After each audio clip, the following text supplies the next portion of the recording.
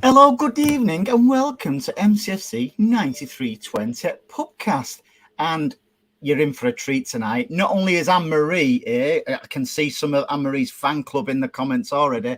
We've also got Paddy, Stan, and our special guest tonight, Gary James. Thank you for joining us, Gary. I've been absolutely excited about tonight because, you know, one of the things what we all get accused of, you know, is like as a club, and I know, as we was just talking, then is with no history. Let's kick off on that. And thanks to everybody in the comments as well tonight. You know, I'll get through your questions for Gary and the gang in a bit. Yeah, sorry, Gary. Let's kick off. First off, thanks for having me. I'm really pleased to be here, actually. But no history. Oh, don't get me going on that one. It all depends on what people think is history, because every single football club has got history. So what they usually mean, the people who say no history, what they usually mean is, oh, you haven't got a history of success like we have. But the bottom line is that every one of those teams has got a history that's either not as good as City's, or it's comparable in some ways, or they might have won a few more trophies in some cases. But, you know, so City, this is what I often say to people is, you know, City won a major trophy before United, before Arsenal, 26 years before Arsenal, you know, what was it, 51 years before Chelsea, you know, and you could go. So we won a major trophy before all those teams. So, you know, and not just that, but from the point they won that first major trophy to their most recent trophy is longer than any other club apart from Liverpool, who just happened to win the league a couple of years before City first won the FA Cup. In terms of European trophies, City won a major European trophy before Liverpool, before Juventus, before so many of those teams. And if you think about a UEFA competition, City beat Arsenal to that. Arsenal didn't win a UEFA competition before City. Barcelona didn't win a UEFA competition before City. So who are, you know, what we're talking about? And, you know, record crowds, all those sort of things. You know, City have held the best attendance record at a club ground and also outside of London, but for a club ground now since 1924, because we first broke that in 1924 when there was 76,166 at a City Cardiff game. And then in 1934, we beat our own record when 84,569 watched TV Stoke. So next year, we'll have held that record for 100 years. Wow. No history, you know. Nearly as old as you, that, Anne-Marie. Yeah, not far off. So yeah, it's reared its ugly head, hasn't it, Gary? More and more over the past, I'd say between 3 and 5 years. But it's been more prominent, that question now by Arsenal, and it's just staggering that obviously they don't do the homework on you know, history, what history is, and it's. Sorry, pal, go on. No, I was just going to say you're absolutely right, and you know, it depends. What do we mean? Do we mean, oh, you didn't win a trophy before us? Well, we did in Arsenal's case. Do we mean, oh, you didn't have success in the 1990s? Is that what we mean? Well, you know, as far as Newcastle fans are concerned, the 1990s isn't history, 1950s are history, or whatever, you know. So it's a bit like that, you know, that chant that United fans used to sing, where we were sort of listing all these boasts that we were supposed to have. You know, we've got the widest pitch, we've got the tall, all those sort of things, tallest floodlights, all those silly little boasts. Well, it sort of roles of reverse now, and it's like we're the ones winning the trophies, and everybody else now has to find an angle to try and criticise. And at the end of the day, does it matter? Even if we had no history, even if we'd been created in 2008, even if we'd actually been created in 2008, does it actually matter? I mean, I know I'm an historian saying this, but does it matter? And I think people do it to try and give themselves some form of credibility when their success is gone, or when they seem a long way from it. It would have been, I suppose, like us, if we'd have been going on and on and on about teams not having history in the year 2000 or whatever, and us arcing back to what happened in the 1930s or whenever it was. Yeah, I think it's a bit desperate, really. Jealousy. It's just pure, and not nothing more than jealousy. Michael wants to know, Gary, what got you interested in the history of City and football in the Northwest? I know he's a big fan. Michael is a big fan of yours. Yeah.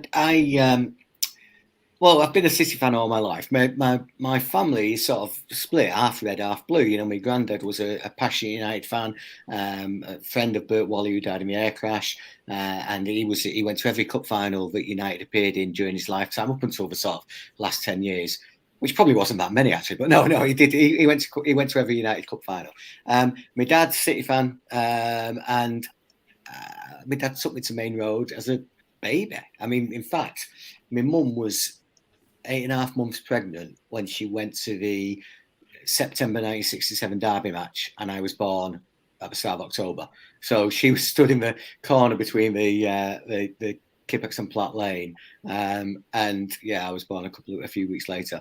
And so I was, always going to City with my dad and my brother and my mum and my sister sometimes, and but then when I got to be sort of like a teenager, I started to, go to away games. I mean, my dad had taken me to some away games, but then I started to go to more and more away games when I was sort of like 15, 16, that sort of age. And I was collecting stuff and wanting to know more about the history of football. I was buying football books on all sorts of clubs, really, desperate to find out something about football. And I used to listen to my granddad going on about him supporting United and so on. And then I was in I think it was W.H. Smith's one day, and I was looking at all the sort of football books. I was thinking, where's the book on City? And it's true. There's all these books on. Then when I was looking, there's books on Everton, United, Leeds, Liverpool. Where's the book? Where were the books on City? So I ended up. I bought a book on Bradford Park Avenue, which, as far as I was concerned, in the 1980s, was a team that had ceased to exist, and it had. They'd been, they'd come out of the league. They'd gone bust, basically. Came out of the league. They did get reformed, but they'd basically left the league a bit like Bury the other year, in terms of financial problems and so on. And so here was I'm reading this book in 87, I think it was, and I'm thinking, if you could do a book about like this on a book that no longer on a team that no longer exists, why can't you do something like that on Manchester City? So I wrote a cheeky letter, and obviously days before email, I wrote a cheeky letter to the publishers, and dear whoever, if you do a book like that on Bradford Park Avenue, you can't do one on City. And they got back in touch with me and said, funnily enough, we do want to do a book on City, and he said we're doing a sort of pictorial book on Manchester United, and that's coming out soon, and we'd like to do a sort of sister book to that on City. But what we need is somebody who's got a collection or somebody who's got that sort of interest. But it's a photographic book, so it's just captions and content, if you like, in terms of the United one. Yeah, and the City one was going to be similar, right? So it's going to be very similar. Here's me. I was going to say, is that because they can't read and write? So it ended up that this book, I agreed to do it. They showed me the United book, and I've still got that somewhere. But they gave me they said, let's do the City one, and the guy I was doing it with works for the publishers, and I was basically helping him, but it was going to be the two of us, and unfortunately, he got cancer and he died whilst we were doing it. And I was convinced that's the end of it. I'm not going to get involved. That's just the end. And then his wife got in touch with me, and she said that Keith really wanted me to finish the book and was convinced I could do it. And would I carry on, basically? And I did. In the end, I did. And there was all sorts of mistakes. The book came out. It's called From Main Men to Banana Citizens. It came out in 1989. In April 1989, the season hadn't even finished. Yeah. For a football book, that's a daft time to bring it out. Anyway, and there were lots of mistakes in it. But once I'd done one book, I wanted to do the next and the next and the next. And, well, it sort of snowballed from there, really. So how many have you got out now? Is it 20? It's... Yeah, well, 20. I often think, is it 20 or 21? Because I tend to be working on a couple at a time. So it's 20 at the moment, yes. Not all on City. Which is most pleasing? Ooh, there's differences. So the biography of Joe Mercer, Football with a Smile, was something that really mattered to me. I met Joe Mercer a few times. In fact, he did the foreword to the first book I did, and that's the first time I met Joe, and that meant an awful lot to me. And that was a bit of a challenge, but I loved doing that book, and that meant a lot because it wasn't just about City, if you know what I mean. It was about somebody's life and what mattered to him, and so on. So that. Manchester, the greatest city, is the full history of the club, which came out again in 2012 as Manchester the City Years, and that, because it's the full sort of history of the Bible, that means a lot. And then Farewell to Main Road, which is the history of Main Road. I actually wanted to update that and bring it out this year to mark the centenary of Main Road, but unfortunately I couldn't get a publisher. It's an expensive book to produce, and I just couldn't get a publisher. But that book, there's only about 2,000 copies produced, and within 6 months it sold out, and copies were going on eBay for hundreds of pounds. It was absolutely incredible for that. And I would absolutely love to update that, but unfortunately I just can't get a publisher. Wow. You know something, even to this day, I've not been back to where Main Road was. I just can't bring myself, and I've seen your pictures on your website. I go on your website, quite a lot. Anybody who's not privy to Gary's website as well, it's going across the the ticker at the bottom there. Yeah, I've seen some of the pictures of the demolition and stuff like that, and I still find it heart wrenching because it's part of me, as I'm sure it's part of the guys in the chat who was privileged enough to have been to Main Road. And I don't know what you like, Anne-Marie. Have you been? Any of you been back to Main Road since? I've been back, but I'm probably different to most fans because I kind of think we've got blue tinted glasses on regarding Main Road. With regards to how great the crowds were in Division 2, and no mistaking, the attendances were unreal when we were in Division 2. But they go on about the atmosphere, and I'm not as convinced that the atmosphere was always that good. I've got some of these questions, and we've not even rehearsed, have we? So I miss Main Road, and I loved going to Main Road, but for me, I'm starting even more so after this season, and not just because of the trophies, but because the atmosphere was so much better this season. The Etihad is for me. So, one of the questions what did come in for Gary is, which was your favourite, Main Road or the Etihad? And in brackets, atmosphere. So exactly what Anne-Marie's just said. So it's spooky that was the next one on my list. Yeah, I mean, what Anne-Marie says, I think is actually correct in that the atmosphere wasn't always great at Main Road, and it's not always been great at the Etihad. And I think it's not always great at any football ground. You need a certain set of circumstances to make a great atmosphere, and it's got to be about the significance of the moment. It could be something funny. It could be something that's happened on the pitch that's confrontational in some way or whatever. And maybe there's got to be something at stake. The reason why I think people think that the atmosphere at Main Road was so good is that for those, like when the kickbacks went, when all-seater stadia came in, the atmosphere at almost every ground dropped considerably. When people were no longer officially allowed to stand up, the atmosphere dropped. The difference at Main Road was that almost every season after that, we had something to play for. It's either avoiding relegation, or getting relegated, or going for promotion, or the very last season at Main Road. So if you go through those seasons, not everyone, but almost every one of those seasons from 1994 through to 2003, there was one of those key sort of points. So the atmosphere, in Main Road's last year, the atmosphere got quite intense at times because it was the emotion of Main Road's final season. In 2002, there's the promotion, and we can go through them all. 1996, avoiding relegation, and so on. So I think that's fair. In terms of my favourite ever atmosphere at Main Road, probably the Charlton promotion game in 1985. We knew we needed to win, and unlike many of the other times when we've needed to win, we will win it. It didn't take long for us to take the lead and for it to be right. So it was a proper day of celebration. I think that atmosphere was just cracking.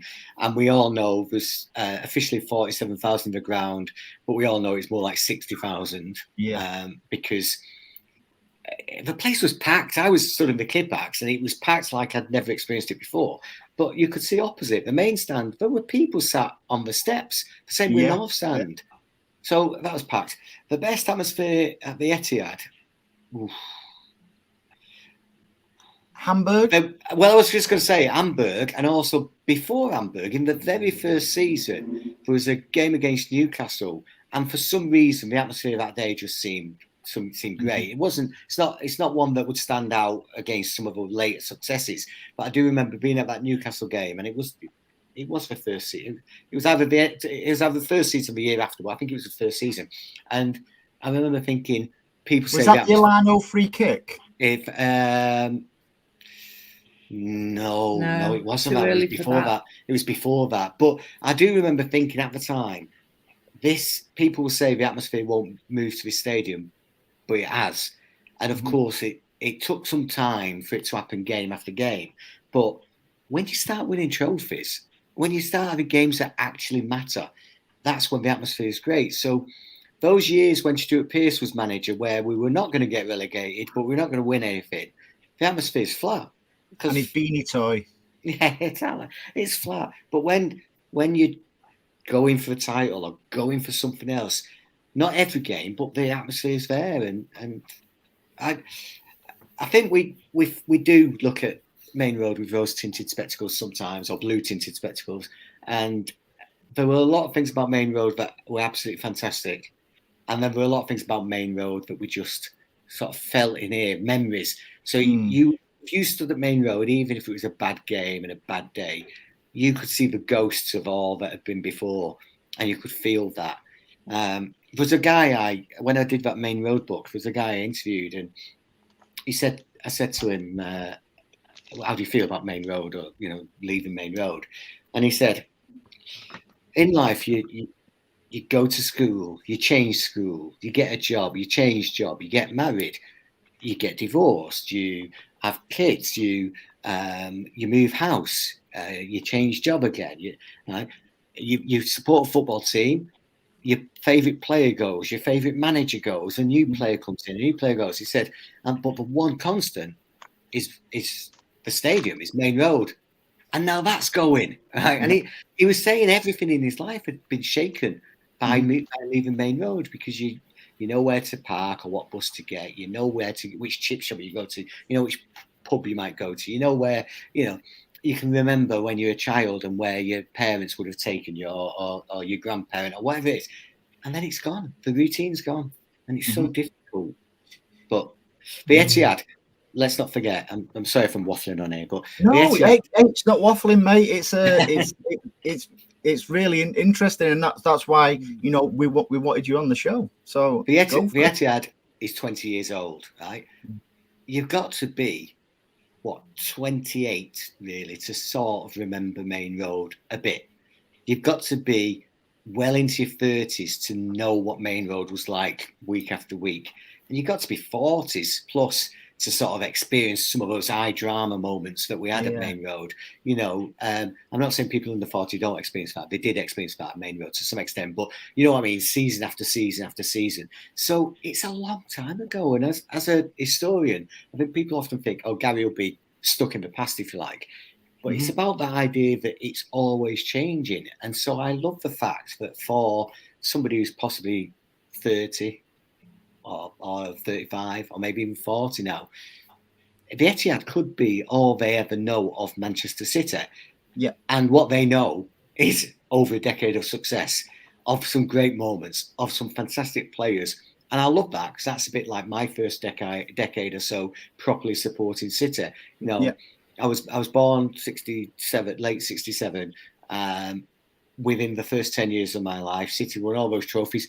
But I missed out on them, sort of. I remember the League Cup in '76, but City were challenging for a league. City had these superstar players. England would play, and they'd have 4 or 5 City players in the first team, more or less, or whatever. And then we lost it, and we sort of things faded and things fell apart. And now, if you're that sort of generation who've only known the success, fantastic, great. And let's hope, unlike the past, it carries on now for forevermore. Yeah, my most I think emotional. the one match that us oldies will always remember was the Colin Bell coming back.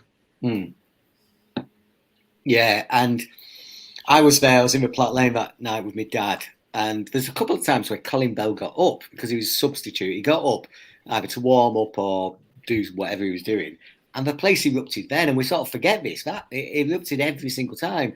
And then I interviewed Tony Buck years ago, but Tony Buck's plans changed. Tony Buck was going to bring Colin Bell on for the final sort of 5-10 minutes, nothing really. And then Paul Power, I think it was, got injured and he had to change things around. And so at half time, Colin Bell comes on, but that was never his intention. And in the end, the game was transformed and Chewett scored. It was a hat trick, wasn't it? Chewett scored that night, but you know, it all changed. It was all transformed. And Colin Bell didn't need to do anything. He just needed to be on that pitch. Wonderful. Yeah. My most emotional game at Main Road was Lakey's testimonial. It was just that really that's normally my first thought when somebody says Main Road. It's just one of them games where I don't know. It's like football didn't matter. It was just. I was just too engrossed in the emotion. I was just going to add to that. And what about the day when he swallowed his tongue? The drama that day. I mean that. I was on the Kippax and they clashed heads, and you knew it was serious. And the entire stadium was silent, I'd never known Main Road. Absolutely silent. And what seemed like it was like an eternity before the doctor got on the pitch. Roy Bailey was on quite quickly, but it was ages before Dr. Luff got on the pitch. And then afterwards he said, "Oh, straight on," and he wasn't. He just wasn't. And Roy Bailey saved Paul Lake's life that night. And we all knew it, didn't we? It was so dramatic. But that event brought about a rule change, didn't it? With having a doctor on the bench rather than up in the stands. Yeah, because he was up in the. I don't want to criticise him particularly, but the doctor was sat in the stand in the director's box, probably enjoying the ambience of the director's box, when surely the doctor needed to be on the pitch. He needed to be there. Anyway, like you say, it changed it, so that was good. Yeah. There's a question there from Mike Birch. Good evening, Michael. I actually sit next to Mike at the match. He's interested in whether the black St. Mark's kit is actually counted as part of our history or not. And what were our first away colours? It's not St. Mark's, it's Gorton. And I think this is the key thing about that early history is that we don't know what St. Mark's actually wore. So we don't know what we wore in 1880, 1881, 1882. The earliest known kit that we've got is the Gorton shirt, which is a black cross with a black shirt with a white cross patty, it's called. People often say it's a Maltese cross, but it's not a Maltese cross, but it's similar. Right? It's a cross patty. And we know that's from 1884, and so that's a Gorton shirt. And up until what was it, 2 years ago, its picture was up on the stadium wall on the outside of the stadium. It's, as far as I know, it's in the stadium tours, the sort of museum type area they've got, and of course it is. I mean, I think people often say, and this is another one of those, a bit like the no history thing. It's one of those things that gets me a little bit, but. People say, "Oh, we've got the wrong year on the badge, 1894. It should be 1880." Well, no, it should be 1894 because Manchester City was founded in 1894. Manchester United was founded in 1902, but they claim 1878. They're the ones who are lying, not City, right? There's a shocker. Yeah. So the thing, and people often get this wrong as well. The difference, because I've researched both in detail, the difference between Newton Heath becoming Manchester United and Hardwick becoming Manchester City is the same. They're new companies, they're new football clubs, right? The only thing that worked in United's favour was Newton Heath had not finished at the bottom of the league, and if they had have done, they'd have had to apply for re-election.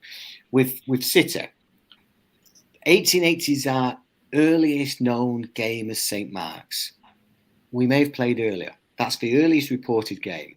Mm-hmm. I don't believe that your very first game is one that gets into a newspaper. It may do, and if it does, it usually says the first game of the St. Mark's Football Club took place this weekend. That's the sort of thing it would normally say. So I think there could have been a game before that. And I also know that the cricket club at St. Mark's was playing from the 1860s. Right? We've got match reports going back to certainly 1867, maybe even 1866. The church opened in 1865. So right back to the beginning is the cricket club. Now, United will claim 1878 because Newton Heath Sports Club, if you like, was established in 1878. But they played cricket at the start, not football. Their earliest known football game is 1 week after St. Mark's earliest known football game in November 1880. So if we wanted to be talk about history and claim we've got a longer history, we could say, oh, well, it's our formation was 1867 because we know we were playing cricket in 1867 at St. Mark's, but we're not. We're being truthful. It's 1894 as Manchester City. And one thing that did happen was that Ardwick and Manchester City coexisted for a period of time.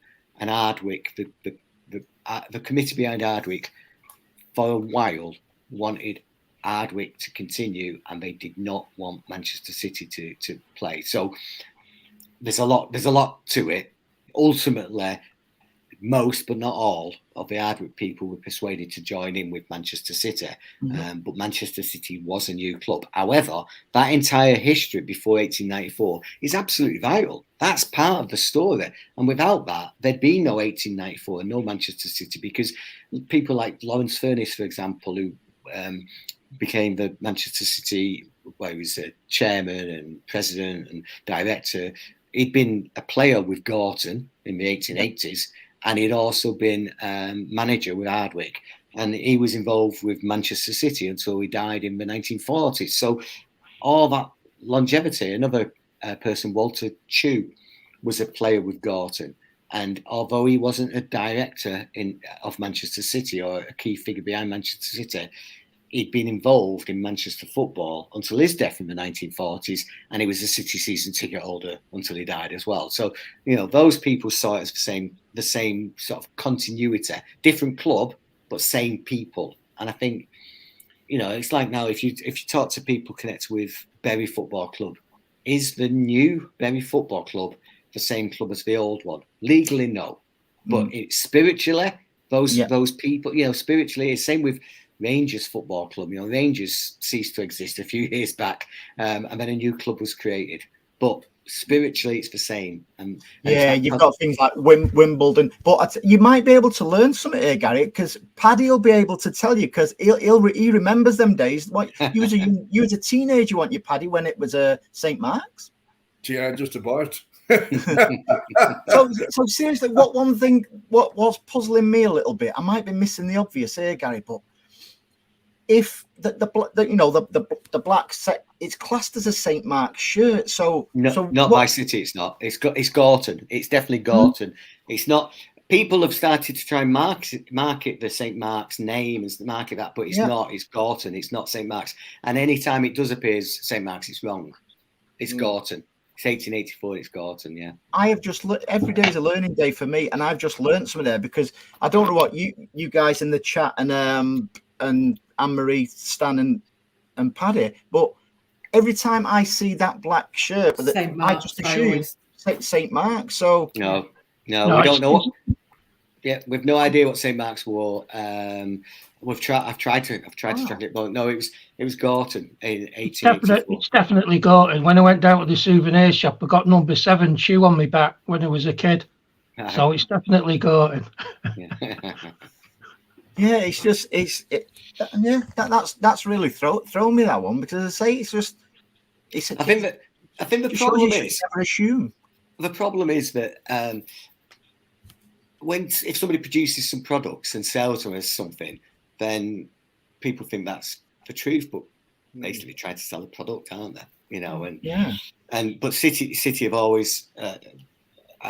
If they make a mistake, if next week we go in and they've got St. Mark's on it, that's different. But whenever I've had to point out to people at City quite often things that are correct and incorrect and so on. But in terms of that shirt, it's absolutely Gorton 1884. It's not St. Mark's. Is that Wow. true about Man United as well? The green and gold was never worn. Well, they did wear green and gold, but it wasn't their first kit. Their first kit was red and white. I mean, it was what they used to call quarters, but sort of half red, half white, and then the back would be reversed. And as part of my research, That's how they play football now, Gary. It looks like they're playing in reverse. well, as part of my research, I managed to find an article with somebody who was there when Uni first started playing football, and it answered a load of those myths, and he gave the name of the person who brought football in, and it added to this idea that they hadn't played football before 1880. However, the green and gold, green and yellow, whatever colours you like to say, they did wear those colours as an away colour later on. But their first kit was red and white. And they'll be going back to it again soon, Gary, when the Blazers don't move out. Well, the thing is, even during this period of protest, they've been set the souvenir shop at United. I've sold green and gold scarves. Mm-hmm. I mean, it's just like, let's buy a scarf from the souvenir shop, and Anyway, Norwich. So there's one here from Michael. When did we first wear sky blue? Was it as Manchester City, or was it as Ardwick before? Gary, or was it Manchester City in 1894? It's a good question, because there's a few myths around this, but the truth is that Ardwick, we know that Ardwick wore in 1887, Ardwick wore royal blue and white stripes, right? So sort of Everton blue, but stripes, blue and white stripes, right? Then they wore blue, pale blue, sky blue and white quarters. But these were quarters in a sort of more of a traditional, more like apes, if you like. So panel here, panel there, that sort of thing. And Ardwick were wearing blue and white. And then they went from royal blue and white to sky blue and white. As Manchester City, it then became a full sky blue shirt and white. So the colours pale blue and white go back certainly to 1890, and before that royal blue and white. So yeah, we don't know every single kit for every single year, but we do know that occasionally the City kit was described as being white, but that could be because it was faded a lot. They also did wear white on occasion. There's pictures of them wearing sort of what looks like black and white as an away kit. One thing that often confuses people is sometimes you see photographs, even at Main Road, but you see photographs where City are wearing their away colours, and that confuses some people, because some people think, oh, what's that dark kit they're wearing? But what would happen going right back? In fact, this carried on into the 70s in some cases. In a cup game, if you were the home side, you would often have to wear, if it was a colour clash, your away colours. So City quite often wore maroon or colours like that in the 50s, or scarlet. That was an away kit in the 1920s. And then even when City played Chelsea in the European Cup Winners' Cup semi-final in 1971, City, because of a colour clash between blue and blue, which nowadays people seem to be able to wear blue and blue, but then City had to wear their red and black stripes because they were the home team. And I'm guessing, I'd have to check, but I'm guessing that for the other leg, the leg at Stamford Bridge, City wore blue and Chelsea probably wore yellow. Wow. Yeah. I want to talk about like the days of digital and stuff like that now. Okay. Is that hindering somebody like yourself, the work you do? Like now you can get, say, you can't pull a season ticket, a stub for a season ticket off now, or even digital programs and stuff like that. Are we sort of like getting rid of it's not just a City question as well, because obviously all other clubs do it. Is it hindering the likes of your research and stuff like that? Yeah, I mean, it helps and it hinders. It works lots of different ways. So now, for example, in a positive way, there are newspapers that have been digitized, and so you can do some research on those. However, not all Manchester newspapers are digitised. The sports sections are not digitised in a lot of newspapers. The London newspapers are digitised quite often. And so much wasn't in the newspapers that have been digitised. So some people just rely on what's online and don't do the physical research of going digging out either the old microfilms or digging out the physical newspapers. And then when you get things like match tickets, sometimes a match ticket can tell you a lot. City would quite often, going back, if City were sort of doing in a cup replay and then sort of drawn in the next round of the FA Cup, but you wouldn't know if you're going to play home or away, and you wouldn't know if your opponents were because they had to print the tickets before, whatever.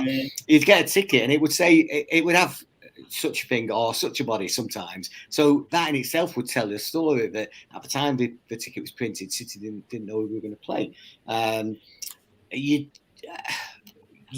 Nobody's going to save a digital ticket. So like we were at the Champions League final, and obviously where's our ticket?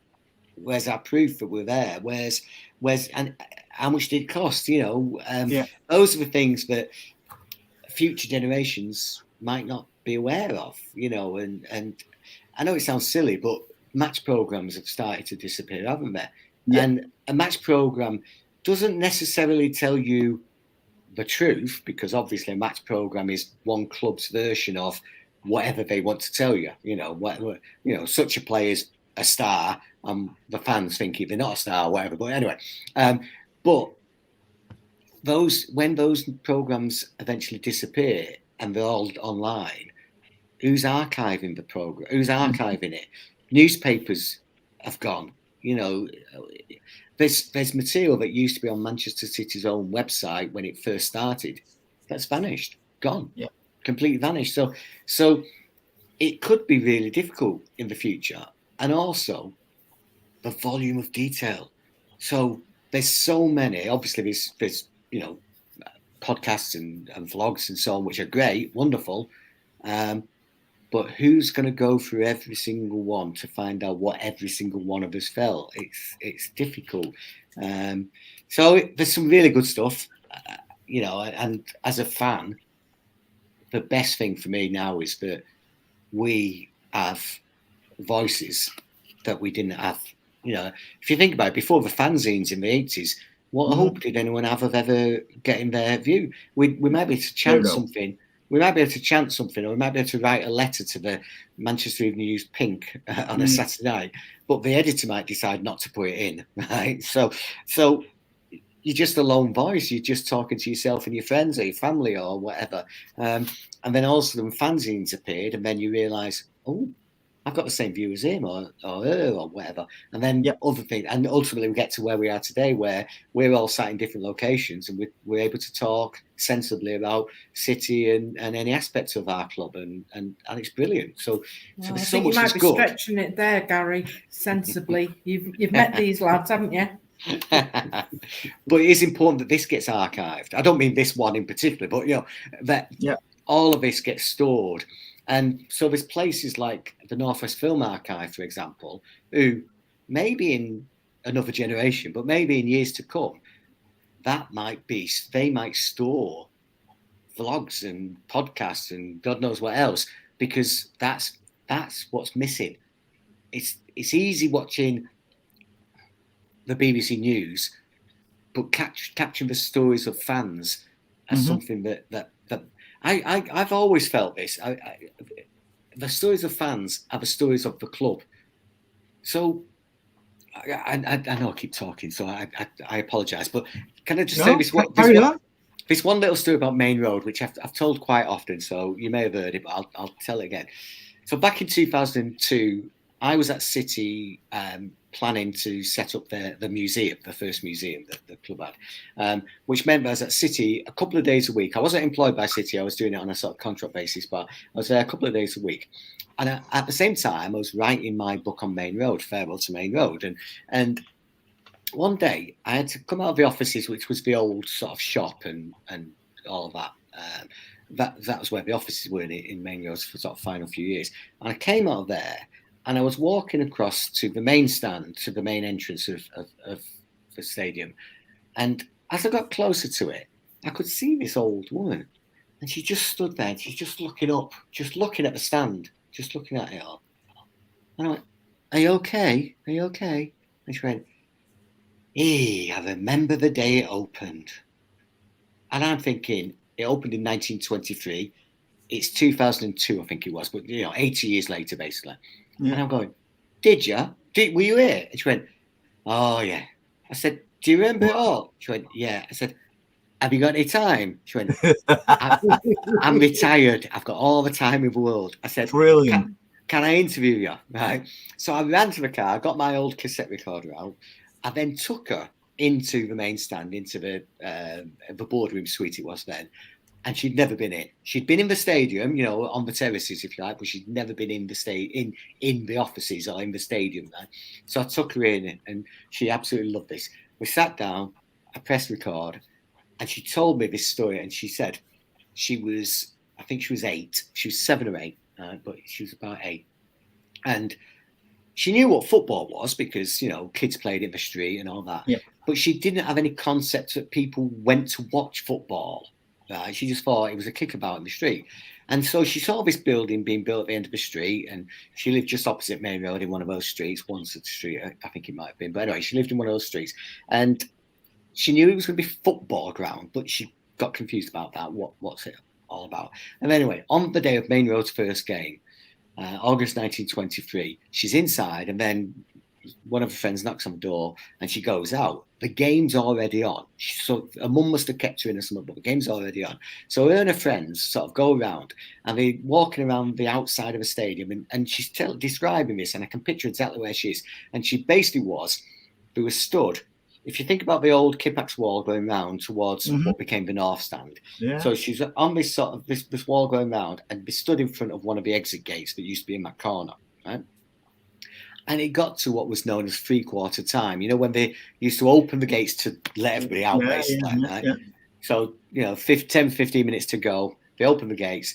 Her and her friends all ran in, and she ran in with them because they ran in. And then they went straight for the tunnel that used to be in that corner, because obviously there was a great big tunnel in each corner. Went straight for this tunnel, and she's running down it. And she said to me, and then I got like 3/4 way down, and I saw the people. And she said, and I froze because I could see there was this pitch with people playing football, and then all these stands, and there's 58,000 there, I think. And she went, I froze. She said, I was absolutely convinced the entire population of the world had come to the end of my street to watch this game of football. She said, I just couldn't comprehend it. And she said, I was scared. And then gradually she made her way to the front of the tunnel. And that. So I ended up, when she told me this, I said to her, so what happened when it was the next game? She said, I couldn't wait. I was outside again, waiting for gates to open to run in, But what that brought home to me was there was, the wonder of this 8-year-old girl, and she had no idea, and she ran into the stadium, and then City meant everything to her. And she talks about years later going to watch City with her dad and with other people, and talks about Eric Brook being her hero and all sorts of things. But that moment was what made her blue. And you can't imagine today anyone having that same wonderment, because we see it on television. We see, we see 1 million people demonstrating or whatever it is. We see all these things. But back in 1923, she'd not seen any kind of film of any sort of football game. So it was all new. So you have met Anne-Marie before. I knew I'd get you back for that one, Anne-Marie. And Andy Ragg says, do you think the value of football today is mirrored by the price of season tickets? I think not. My first season ticket was £35 in 1981. That's about £125 today. My season ticket for next season is £870. Now, I've seen some of your the season tickets, like stubs and stuff, on your website, Gary. Yeah, my first season ticket was for the Kippax in '84. I'm sure that was £27, so that might have been a seat for £35 in '81. But anyway, I can't remember now. I'd have to look back. But I used to love the fact that if you bought it before the end of March, you got a big discount, and then April had another discount, and then May got a discount, and so on. So I used to, when I saved up enough money out of my sort of first wages and out of my YTS money, I made sure I put some to one side and got the season tickets early as I could.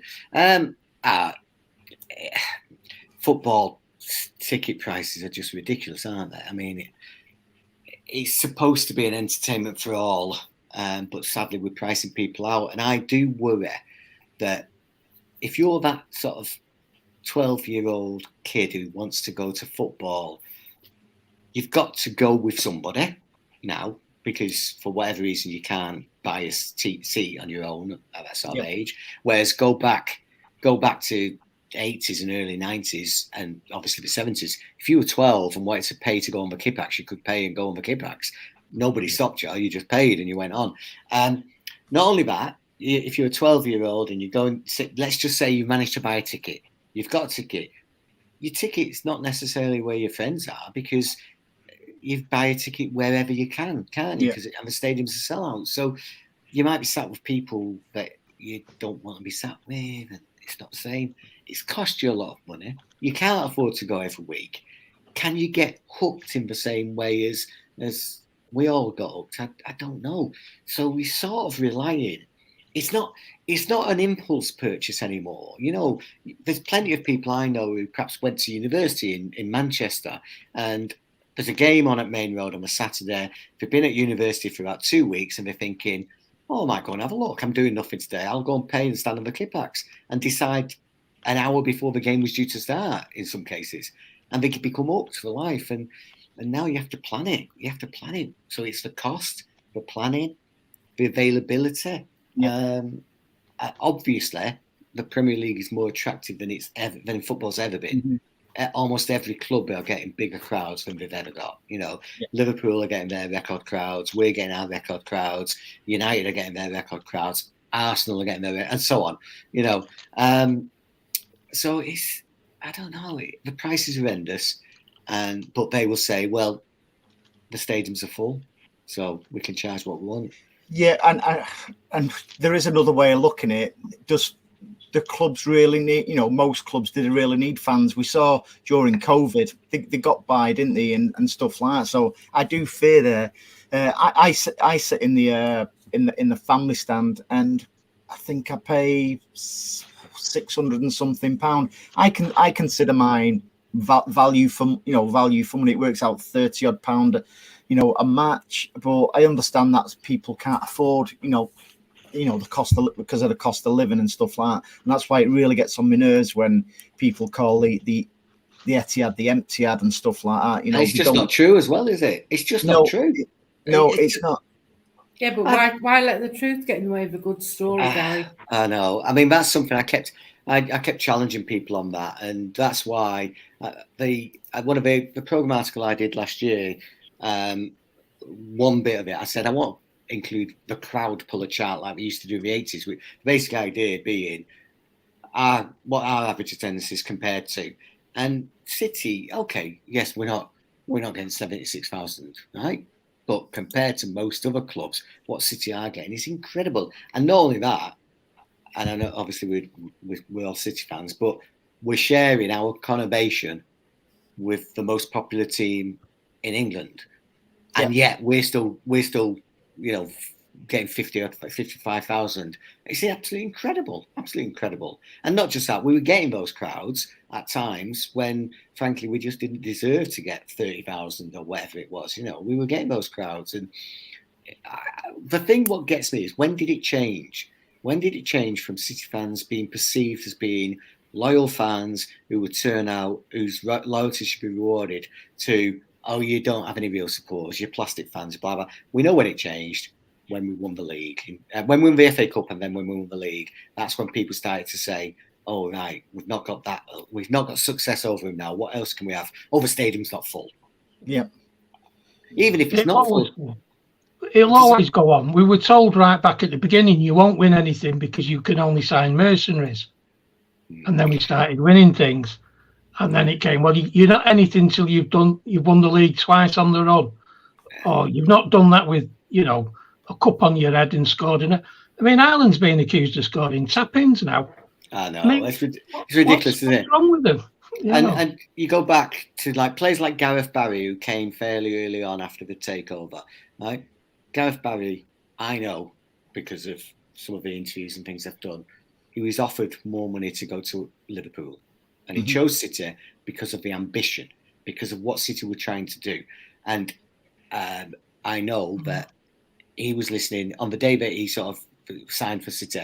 He was in a car with a certain City director, senior management, and they're listening to one of the phone-ins on radio, and they've got people saying he's gone to City for money, and they both knew that he'd been offered more money to go to Anfield, and he chose City. And it's just, but it's the same as, I suppose, when you're successful, you've got to expect a bit of that type of thing. And I've started to think now, so what? Even if for some reason it was taken away from us now, all that, for the records are changed, the club's punished, the club gets thrown down 3 divisions, even if that happens, it's not going to change what we've experienced over this last decade or so. Never. It's not going to change the Aguero moment. It's not going to change Istanbul. It's not going to change all of those moments along the way. The FA Cup final. It's not going to change that. And when it comes to financial fair play, we talk about money. We're not talking about match fixing. We're not talking about corruption with refereeing or VAR or anything like that. We're not talking about deliberately going out there to maim a player or to put somebody out of the game. We're talking about money. It's not the same. No. Yeah, my first ever memory of a live football match is my brother in 1984 dragged me to Old Trafford. It was a midweek match. It was the European Cup Winners' Cup against Barcelona. Maradona played for Barcelona. I think United ended up winning 3-2 on aggregate or something like that. Yeah. In the Stretford end, I absolutely hated it. Absolutely hated it. The following weekend, me and my mate, Barry, who lives in Australia now, went to Main Road, got a 53 bus. We would beat Cardiff 2-1, and I loved it. Absolutely loved it. And so I'm a believer in you're born to support the club rather than it could have been quite easy for me to have gone, oh, I'm a United fan. Yeah, and it could be something simple, couldn't it? It could simply be the colour blue.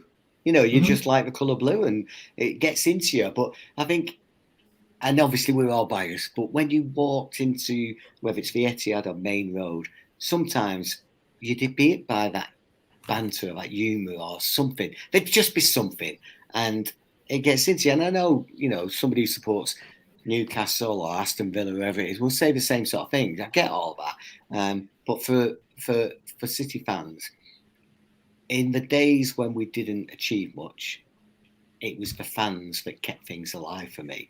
It was the banter. It was I remember that season. What was it? 87-ish, 87. When we'd not won away for was it a year in the end? Right? We'd not won. I should have checked all this before I came on.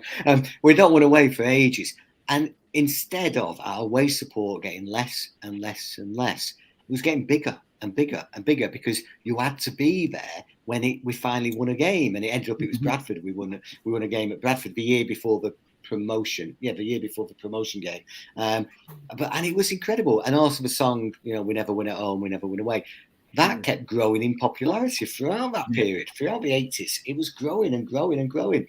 And that sort of summed it up in many ways. We could have, I know we did demonstrate, and I know we got angry and we did all those things, but in some ways that song was a bit of a release valve because we'd sort of be stood there and, we conceded a goal against Notts County or whoever it may have been, some team that we thought we could beat.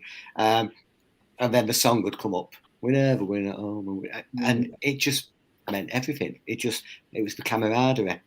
It's like now, like City's going down with $1 billion in the bank. It's that unique humour in it, straight after the Premier League charges, we were singing, about Mancini giving him more money and stuff like that. It's just, I've never known another set of fans to have this, the same humour as that. No, I think that's one of the key things as a City fan is that we are more than able to laugh at ourselves.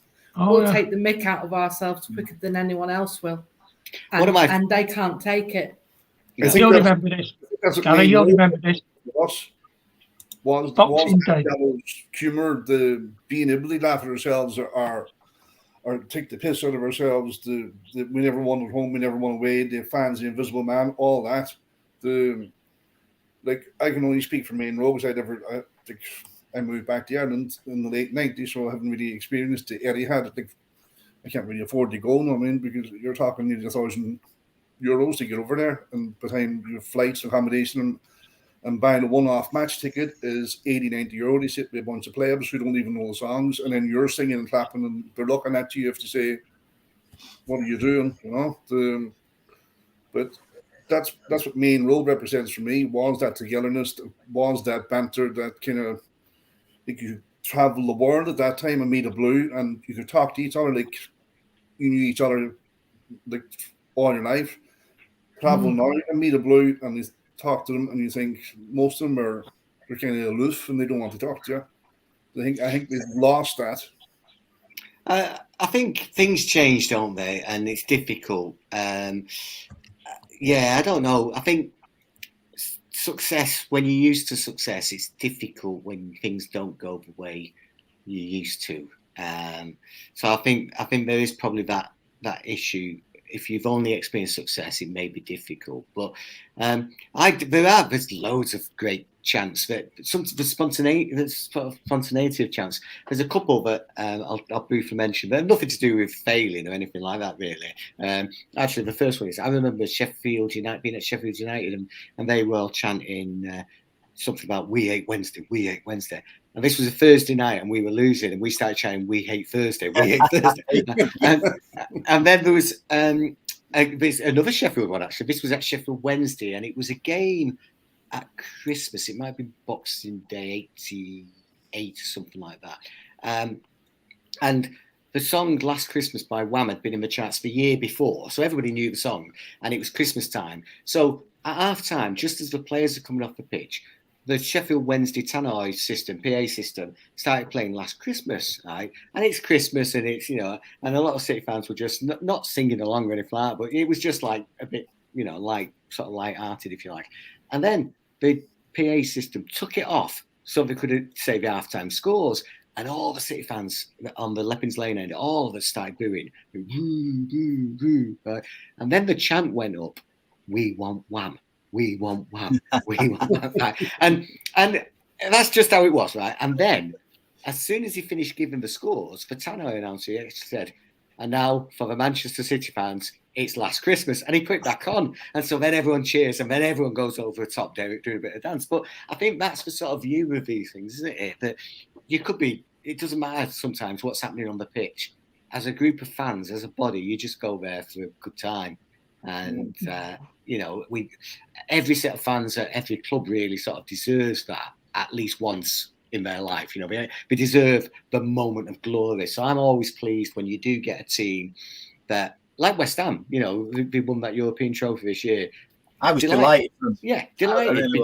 Because we've shared the same sorts of history as West Ham to some extent. We'd always won a lot more than West Ham, but they were very successful for a time in the 60s and to some extent 70s. And then it was taken from them, whilst all the other London clubs seemed to overtake them. And we had the same sort of thing, in Granada land, as we used to always go on. City were the giant for much of the 70s. United had been in the second division, and it was Liverpool and City fighting for a title in 77, 78 sort of time, 76, 77. So, we were there, and then suddenly, instead of it being sort of Liverpool, United, City, Everton, suddenly it's City of poor relations, and the others are all winning trophies, which they all were in the 80s. And you think, well, how's this happened? So, West Ham certainly deserve more. I hope it's a bit of a springboard for West Ham. So long as they don't beat us in anything major, I hope we carry on. Yeah, I don't mind West Ham. The big one I remember, Gary, was the Boxing Day Stoke away when they had the fancy dress. And there must have been about 10,000 Blue Brothers turned up. It was absolutely bonkers. Yeah, and that was just, if you think about that, there was a banana craze and there was that, and it just sort of snowballed again. And I remember at the time, because I did quite a bit about this at the time, but the capacity of Victoria Ground was about 24,000, just about 24,000, and they actually gave over 2 stands to City in the end, and we had over 12,000 there. So can you imagine if we were actually playing at home and the opposition team had more than half the capacity? It'd be incredible, wouldn't it? It wasn't just there, though, was it? It was Oldham, definitely Notts County. We must have had about 12,000 in a gate of about 17,000. Yeah, they were on all 3 sides. Yeah, that was unbelievable. And then they had the I tell you what made me smile this week. You were talking about the cricket, and they said, "Oh, you won't get any other sport where you get a swimming pool turning up as an inflatable." I thought, already seen it, mate. West Brom away, right? And Frankenstein battered a big dinosaur into the swimming pool. It's already been done. We did that 20 years ago. You know, calm yourselves down. That was. And it's, if you remember, I mean, even then it didn't get the sort of attention that it should have got, because newspapers just wanted to paint football fans as hooligans, and so it didn't get the worst game ever. Yeah, it was a 0-0 draw, and it was unbelievable. Yeah, and that's the thing. Sometimes we just had a bit of a laugh, and well, that was it, wasn't it? You know what I mean? You'd say like. You go for the drink first, and he said, "Do you need a drink to go and watch City?" I said, "You can't watch City without having had a drink." It was unbelievable. You couldn't do it. There was no chance. But how much more? How much more? Yeah, it's much more satisfying now, though, isn't it? Knowing that some people still see us as the team that carry inflatables or whatever, but actually the team that wins trebles now. We used to drink them. Now we win them. Yeah, inflatable trebles. That's what we want now. Yeah, we should. There was Noel Gallagher was interviewed years ago, before the success. After his success, if you like, but before our success as City. And in this interview, he said that he'd been to America, right?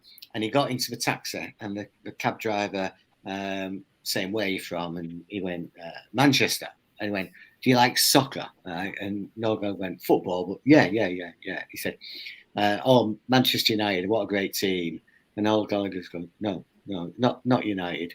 City. I support City." And he went, "City? Are they the guys who carry the inflatable fruit?"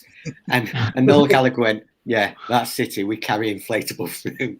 And it sort of summed up the difference, really, didn't it, at the time? There's a question. Well, there's a. From Ali, City were always a huge club, 30,000 in the third tier, amazing sport. Now that's something I want to speak to, because, you know, City fans of a certain age, you know, like us 5 on here, and I'm sure there's loads in the comments.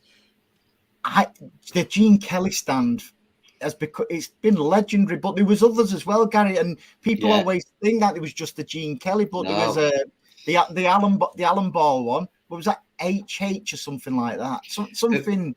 Yeah, there was lots of them in the end. Right, so there was the Gene Kelly was first, but that got increased in size, and obviously it wasn't officially called Gene Kelly. It was whatever it was called at the time. UU, I think it was. UU.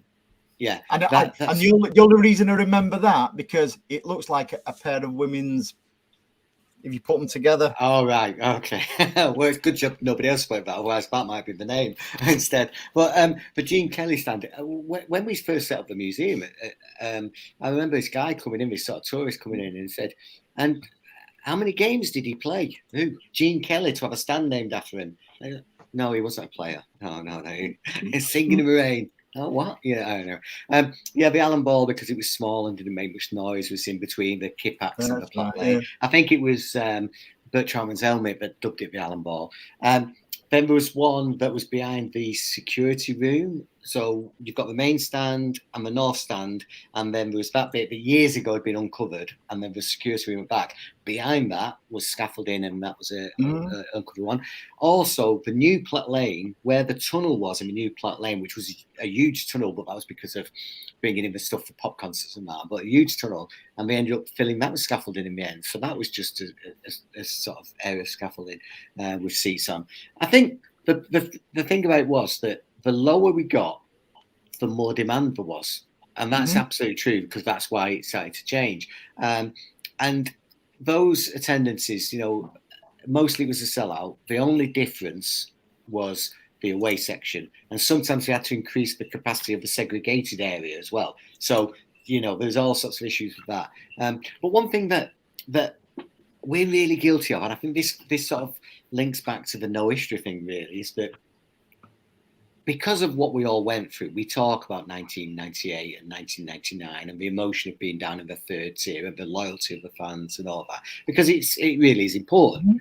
However, that sort of created this feeling amongst our rivals and amongst some in the media who should know better, that we were a third tier club that got lucky. When the truth is that most of us old enough to remember know that we were a major club that got unlucky and fell down and got into debt and fell apart and was actually only in the third tier for one season, out of 5 or 6 seasons in total, down out of the Premier League. And that's the period that was out of character. Not now, and not the 70s. That period, the 80s and the 90s, when we had the relegations, they were out of character. That relegation in 1983 against Luton was so upsetting for me, because that was the first time I'd ever known City properly fail.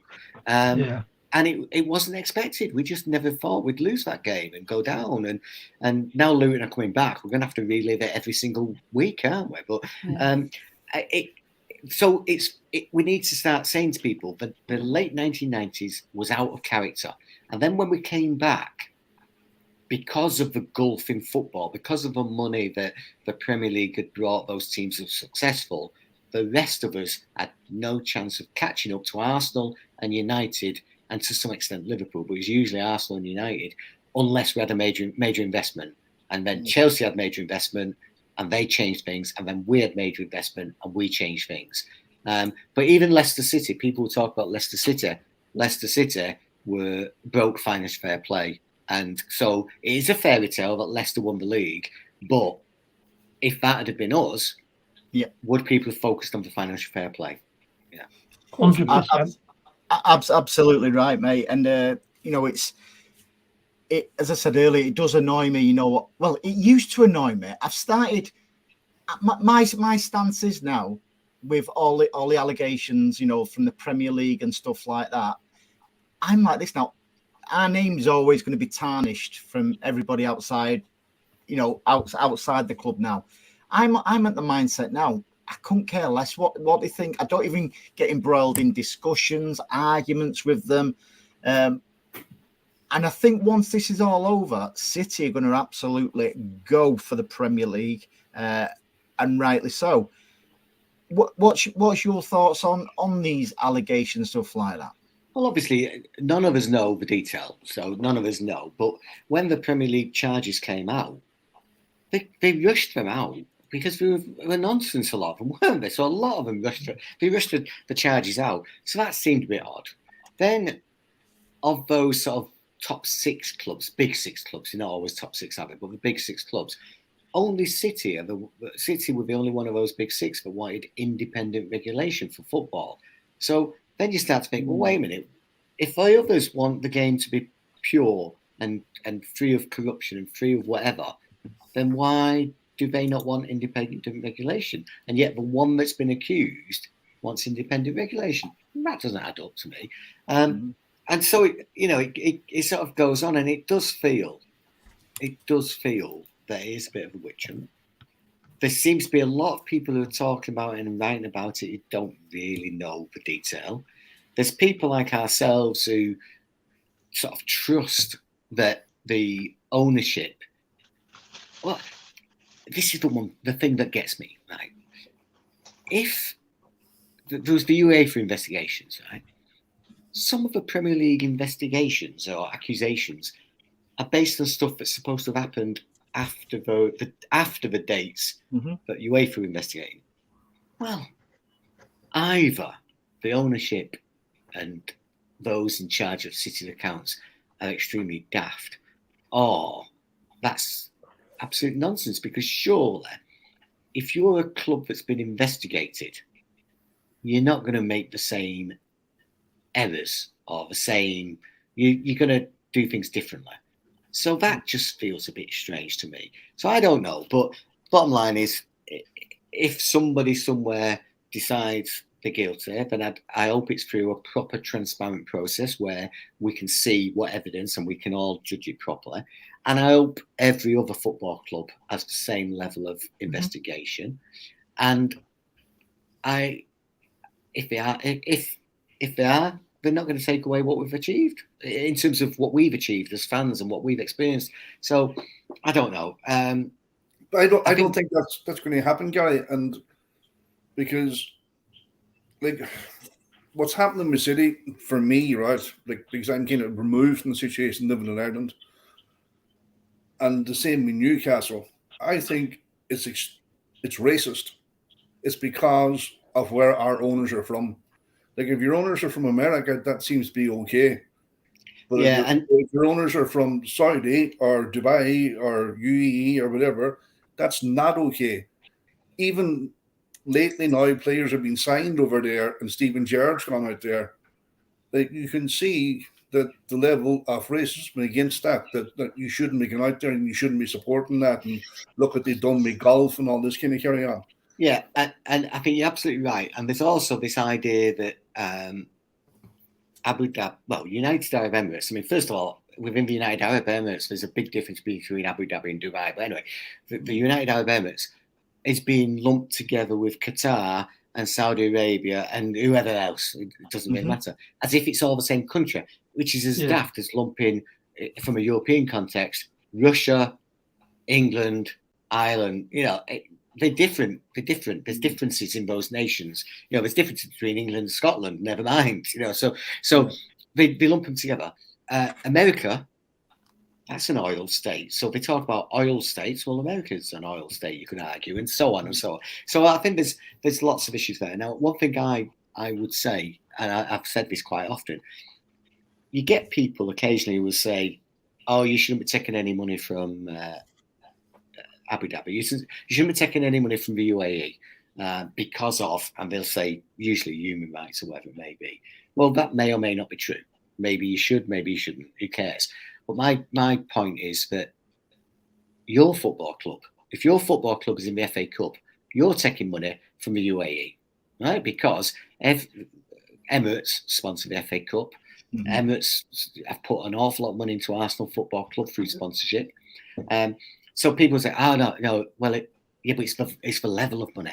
Oh right, so it's not about human rights then. It's not that. If that's not the angle, then is it? Because if it was about that, it wouldn't matter whether it's a penny or a million or 100 million, would it? It wouldn't matter, right? But you can't argue with them people, Gary. They're so thick, and they're so entrenched in their own belief because they're being fed this narrative that City because is wrong.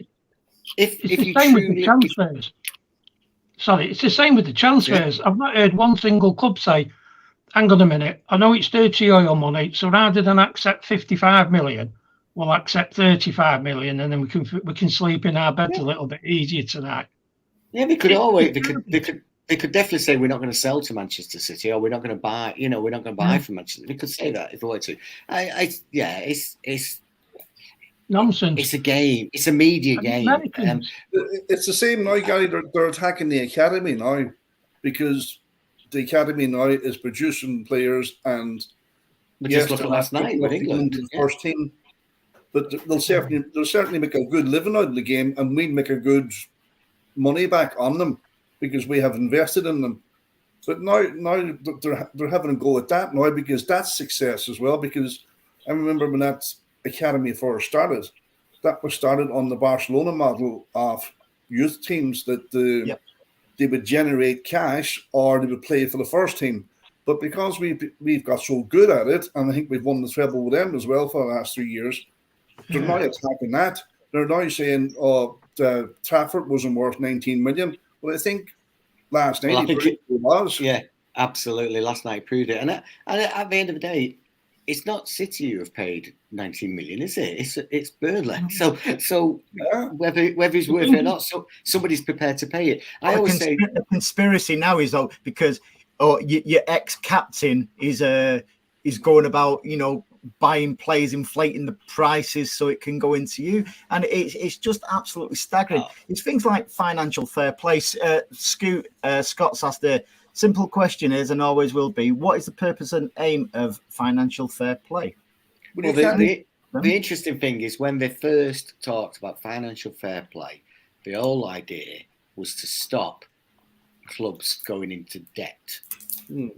And that soon changed because those clubs, some people started calling them legacy clubs, haven't they? But those clubs that used to win trophies often are quite often in debt, or been placed in debt by owners who are, who's bad for Manchester football? An owner who takes money out and doesn't put anything back into the community, or one who's invested. I also say to people, I love both of them, honest. But people also talk about the idea of sports washing. Now, sports washing, because I did my PhD and I've lectured on the history of sport and so on. So sports washing is a real thing, and it does go back a long way. The easiest example that everyone can picture is the 1936 Berlin Olympics. The idea of making something so spectacular that nobody looks at the problems, they just look at how wonderful this stadium is, how wonderful things are. So that's an extra, that's the extreme, if you like. So sports washing does exist. However, in this day and age, if you buy a football club, you know that the level of scrutiny you're going to get every single week is so high that if you want to do sports washing, the easiest way of doing sports washing would be actually to sponsor a few teams. Make your sponsorship money so important to whichever club, I won't say clubs, but whichever club it is, that club will do anything for those sponsors. And that does happen. There are some sponsors who basically control football clubs because of the money that they're paying to those football clubs.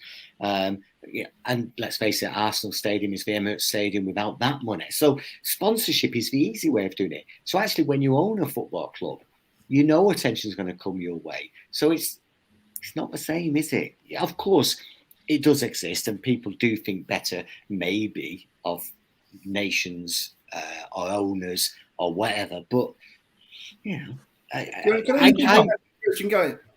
why do you think this was frustrates me, right?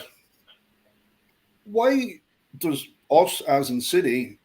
Why do we let journalists and commentators, i.e. Neville and Carricker, speak about our club and our owners like that, and then they're welcomed into our ground? I think it's one of those that if they stopped them, would it become a bigger? I don't know. I just think I'm sort of, I don't know. I change my view on this often, but a lot of the time I think, yeah, let them in, because if you're letting them in, you're better than you're above the criticism, if you like, because you're letting somebody in and still letting them say things, right? Alex Ferguson, I don't think City, when the takeover first happened and within those first couple of years, I don't think City were able to stop. Well, they could have tried to stop certain journalists, but I don't think they would have gained anything. I think what will happen over time, and I think it started to happen to some extent, people are starting to look at the same old voices doing the same old noises and just thinking, oh, what are they moaning about now? Oh, it's that again, is it? Oh, and I think that's starting to happen. But I also think that the next generation of journalists, media pundits, whatever, will have a different view. I don't think it's a coincidence that some of these channels like Sky and BT and that now, they after a few years of criticism from, in particular, City fans, against the ex-Liverpool, ex-United, the level of commentary like Jeff Shreves, Martin Tyler, etc. All these, it seems like they've gone for the lot of them in one close season and bringing fresh blood in. Now, will that be a good thing or a bad thing? I don't know, but at least it's diverting some of these people away now. Well, if you think about it as well, we sort of hinted at it before when I talked about how long ago the playoff final was. If you think about it, City have now been winning major trophies year after year for 12, 12 years. Yeah, 2011 was it, the first one? Yeah. So for 12 years. So any media student, anyone who's coming into the media as a trainee or whatever, all they've known is about success.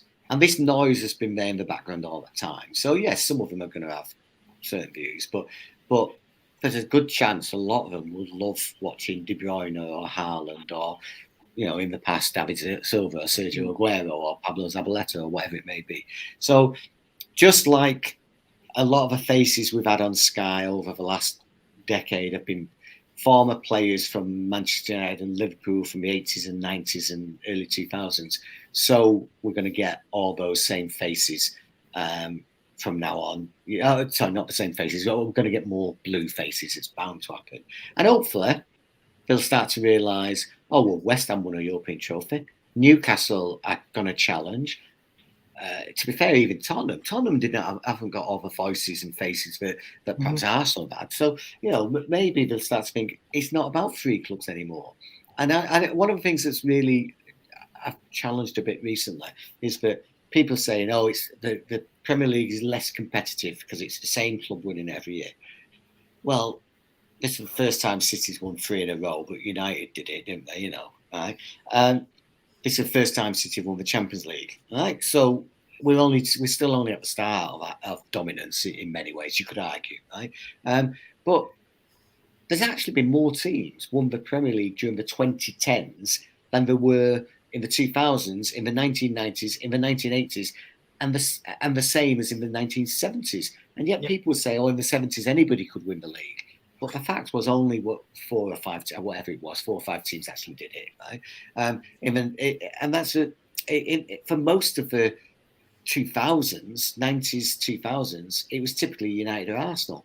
And then Chelsea came along and changed things, And Blackburn only won the Premier League because they had lots of money pumped into them. So even then, 30 years ago almost, Blackburn, the only way Blackburn could compete was by having money pumped in. So Jack Walker, yeah. I mean, the difference between the top and the bottom is probably growing, but more worrying, I guess, is the difference then between the bottom and the second tier, whatever it's going to be called next year. The second tier. So teams that get relegated stand a better chance of coming back, whereas it used to be that any team could get promoted more or less. I know. There's always an exception. Now I think it's 4 years of parachute payments to go down with now, so that gives them the upper hand straight away in the first division. I must admit, I think this really is the prime driver behind it all. That we've announced that we could be breaking 700 million on income, and the red shirts, Arsenal, Liverpool, United. They were getting their ducks in order so that they were going to cream this money. The 3 of them plus one other got into the Champions League every year. That was what it was. That's how it had been. That was the tradition. That's the legacy. That's football. But unfortunately, because 4 or 5 Arab lads knew what they were doing and they were able to bring in sound business principles into football, and football being a notorious industry for not working like a normal business, they've somehow managed to do it. So all that money coming in now was earmarked for them, and it's coming to us, and they do not like it, not one little bit. I think the difference. Right, so a few times I've done a film show at the Dance House Theatre or at the old Corner House in Manchester, showing films in the Northwest Film Archive going right back of City, right? And it was always popular. But one long segment we used to do in that was showing interviews with Peter Swales, Tony Buck and Malcolm Allison. At the time, Malcolm Allison came back, and then the way it all went wrong, basically, right? So he always got a cheer, didn't it? Peter Swales always got a cheer when he come on. Hey! The thing was that there's a bit of that where Swales was being interviewed, and he was asked about plans. What are your plans now? And he said, you can't plan in football. He said, your football is your results business. You can't plan. And the first time I actually saw that clip, or remember seeing that clip, I was thinking, That's the very opposite of what we've got now. Yeah, Because now exactly. our city's owners and chairman, Caldoon and so on, plan, and they probably plan for failure as well as success. And they, they plan all the way through. And of course, you can plan in football. You might not be able to plan what's going to happen on Saturday. You might win, you might lose, you might draw. You can't plan that, but you can plan. You can plan which manager we want to appoint next. They could already. They may already have a plan that. I think they do. I think they do.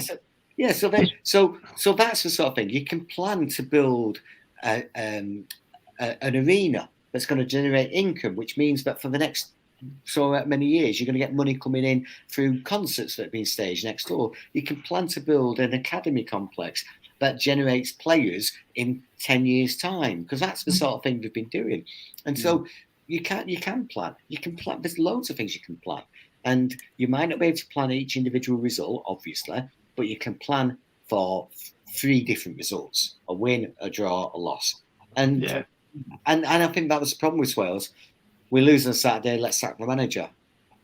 I don't understand, though, how a guy who used to flip a beer mat when he was talking to Johnny Bond, do you remember that? He's flipping his beer mat on this side, and he's like, well, I think that was a good interview. Any objections?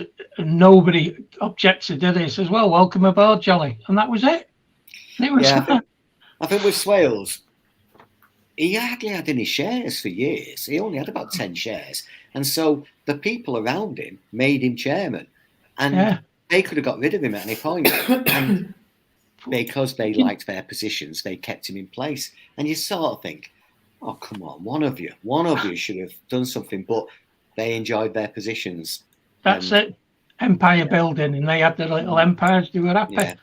And it was so badly run. You can actually accept and understand why we went into the 3rd level.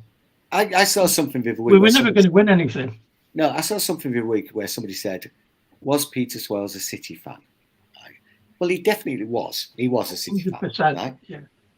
Now, that was possibly his problem. Yes. Because he looked at it as a fan. As a fan, he was probably worse than some of us in that he was actually more of a anti-United sort of fan, if you like.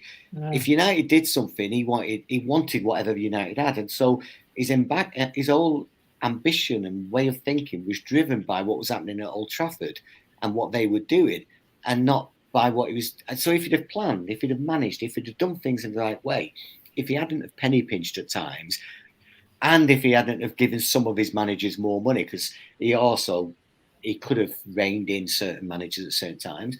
If he hadn't have appointed, there's so many if he hadn't have. I don't need to go through them all. But bottom line was, unfortunately, he was a City fan. And the good thing is that now we have businessmen who have become City fans by their involvement. Yep. So they let the business run. And as a result of that, we're successful. 100%.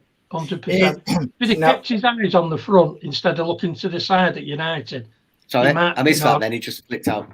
Sorry. If he'd have kept his eyes, forward and concentrating on the road rather than looking at United and trying to throw stuff at him, we might have been all right. But he was just, he couldn't split being a fan from a businessman, and that was it. I'm sure somebody somewhere. Here's one I want to finish on, and I'm sure there's people in the chat as well as the panel.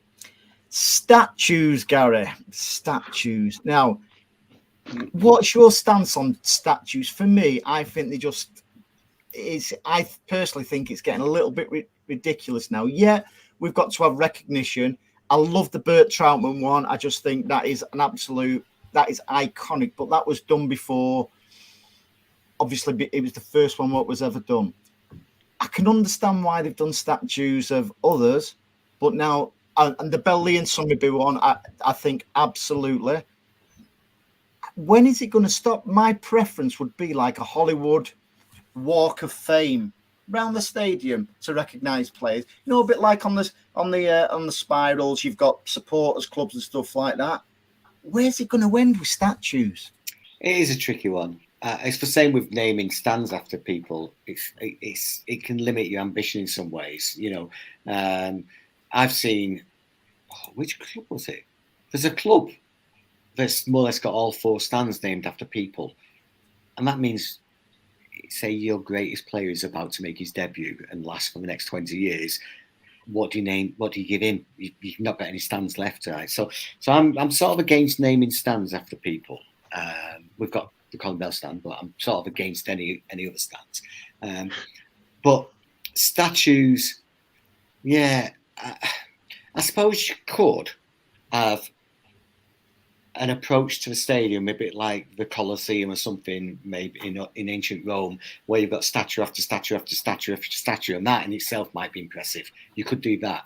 But the idea of a Hollywood stars type of approach is something I definitely have been in favour of for a long time, because the difference is there's a lot of things you could do that. You could unveil one every year or every few months or whatever.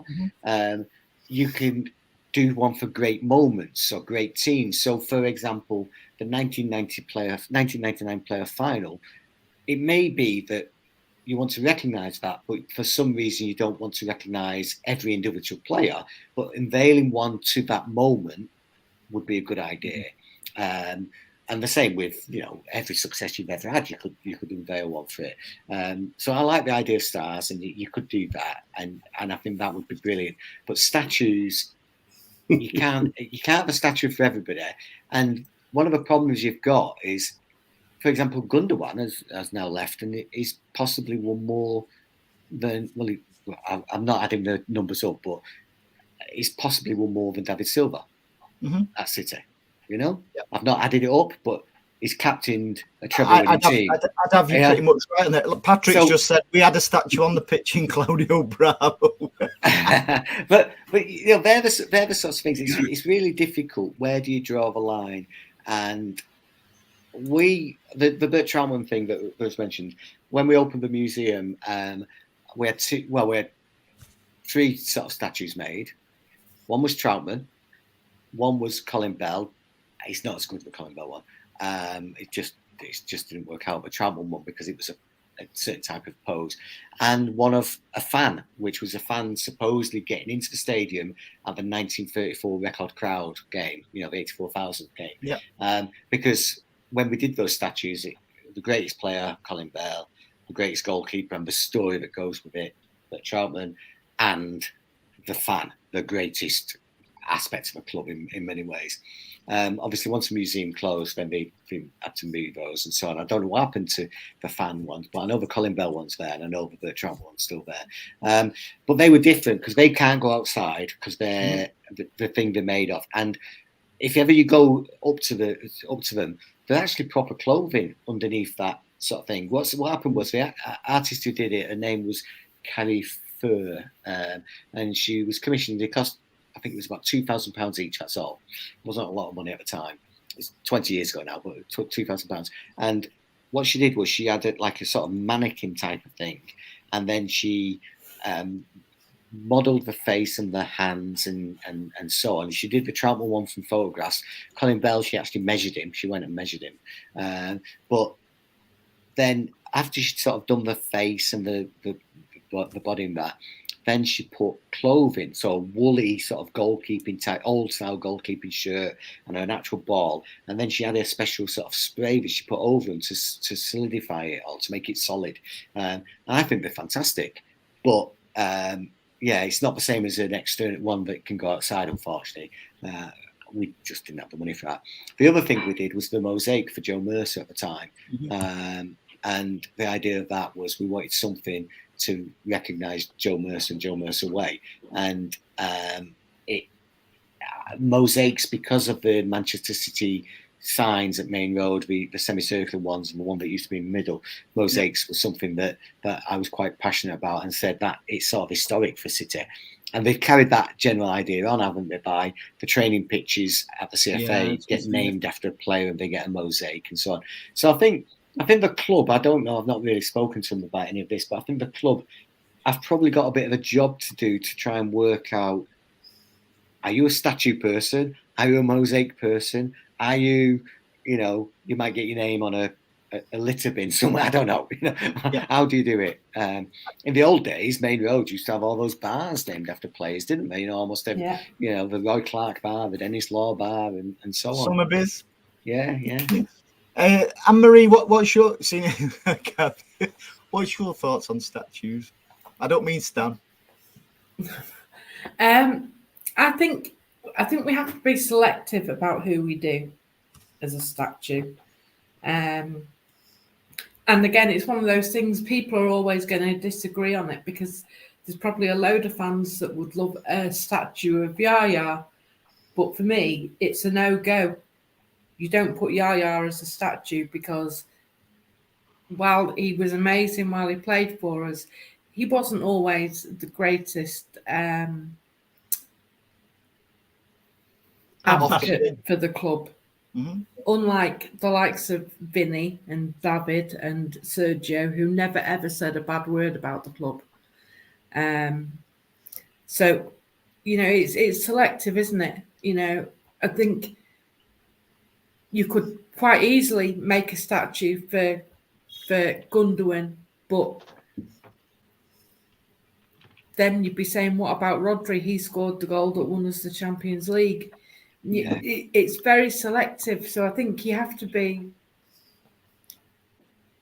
in years to come, it'll be Foden, because he's one of our own, So I think we need to be selective about it and make good choices. And the statues that we've got so far, and the one that's coming of Belley and Summerby, that one is definitely long overdue. And as you were saying, the statue of Troutman is amazing. It's phenomenal. Stan, what's your stance on it? His stance. Sorry to wake you up there, mate. No, you're all right. I was just having a think on the answer. It's like everybody, innit? Number one, who do you put in? Like, because I know one or two people might get upset if somebody said Mahrez. Just for example, I'm just using the polemic that I wouldn't want Tevez up there, but then again, people would want Tevez up there. And how many statues, like you say, do you want it to end up like the Colosseum? Or I don't think that Hollywood Walk's not a bad idea, because it's a lot smaller and you can get more names on it. But then, who gets the promotion from the Hollywood Walk of Fame into the statue? And as you said, Gary, who would then get the promotion from the statue into a stand named after them? I don't know. I genuinely don't know.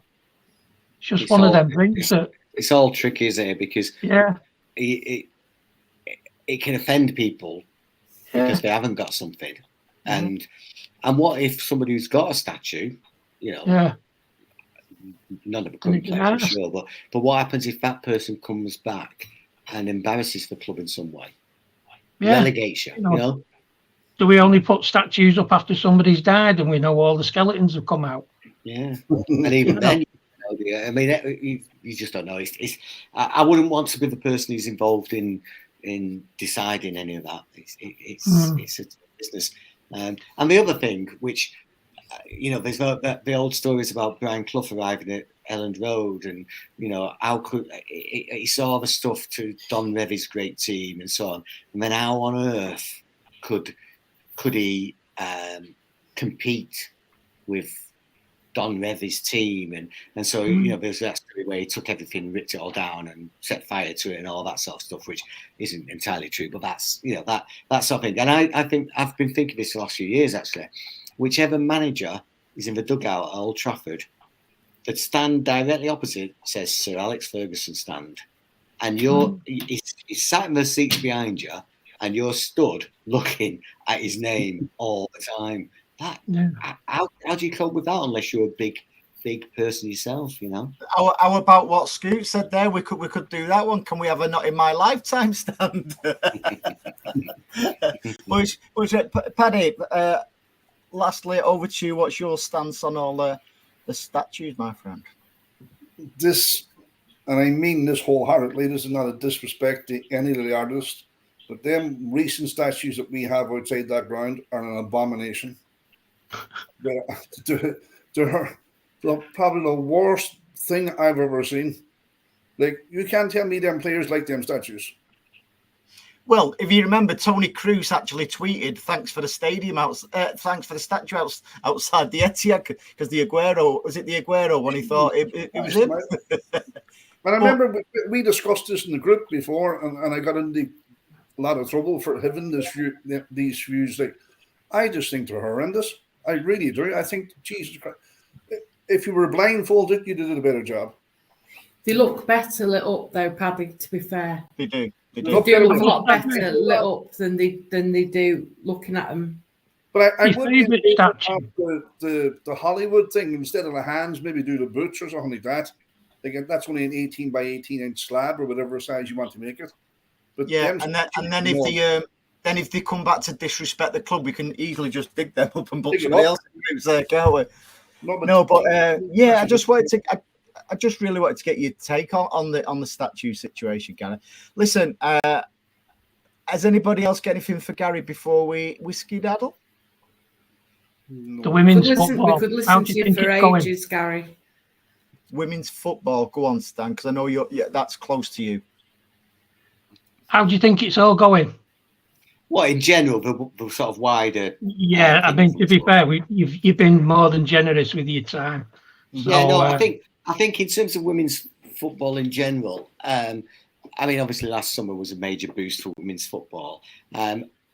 It's the same as you know from your time being involved, really, that it's building sort of organically on top of that support from the football clubs that never really happened consistently at any club, even Arsenal, it never really happened consistently. So I think women's football has got much more attention than it's ever had in England. I think it's got stronger roots than it's ever had, and I think it's going to keep on growing and developing. I think where people sometimes make the mistake is trying to compare it to men's football. Yeah. And does it need to be played in the Etihad Stadium or Old Trafford? Let's play it in a stadium that is suitable, or let's play in a stadium that can grow. Let's try and generate crowds that come and watch it. And it doesn't necessarily mean that just because you like men's football, you have to like women's football, and women's football, you have to like men's football. It's about choice, and it's about helping it to grow, and it's about helping it to develop. But why should men, because it's usually been men, tell women how their clubs should be organised? Why should men tell women how their competitions should be organised? And so I do a football history conference each year, and I was out last weekend, and one of the people there was presenting on the merger between the women's FA and the men's FA that happened in the 90s, which was basically a takeover by the men's FA because they should be in charge in their terms. And the whole idea was that those women who had guided the sport for years and years and years and knew how it was growing and was taking it to a different level over and over again, they needed maybe a bit of support from the FA. They certainly didn't need the FA to be negative towards women's football. They needed the FA to be supportive, right? But instead of for women being allowed to continue to grow the game in the way, suddenly it's the FA committee saying, oh, well, we need this, we need that, and that's how it should be. And it's wrong. So I think women's football is in a much stronger place than it's been for a long time, and it needs to be allowed to grow and develop, and for all football clubs that have a women's team to take it seriously.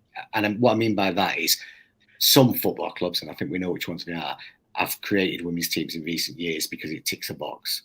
Whereas, very much so. Whereas you should create a women's team because it's the right thing to do, because you want to do it, because there's demand, because there's interest, because you want to support that.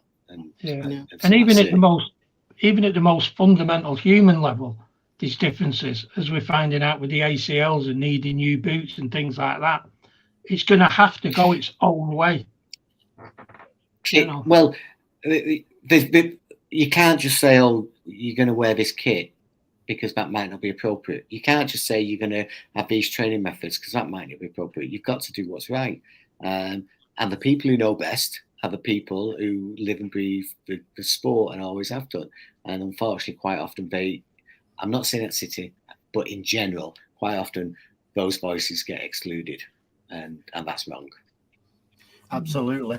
Right. We'll let you go, Gary, because we didn't even intend to keep you this long, mate. We thank you massively for your time. But and as people have said in the comments as well, they could listen to you all night, and that's rubber stamped with us as well.